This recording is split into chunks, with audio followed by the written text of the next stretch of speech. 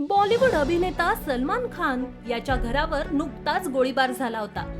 त्यानंतर मुंबई पोलीस तातडीने कामाला लागले आणि या प्रकरणाचा छडा लावलाय. त्याचवेळी या गोळीबार घटनेची जबाबदारी सोशल मीडियाच्या माध्यमातून बिश्नोई गँगने घेतली. मुंबई पोलिसांनी या प्रकरणी दोघांना अटक केली आहे. त्यानंतरही बिश्नोई गँगने आपले उद्योग थांबवले नाहीत. या गँगने बॉलिवूड नंतर राजकीय लोकांना लक्ष्य केलं आहे. आता राष्ट्रवादी काँग्रेस शरद पवार गटाचे आमदार जितेंद्र आव्हाड या गँगच्या रडारवर आले आहेत. या गँगने त्यांना धमकी दिली आहे, लाखो रुपयांची खंडणी मागितली आहे. लॉरेन्स बिश्नोई हा पंजाबमधील गँगस्टर आहे. त्याच्या विरोधात अनेक गुन्हे दाखल झाले आहेत. पंजाबी गायक सिद्धू मूसवाला याची हत्या या गँगने केली.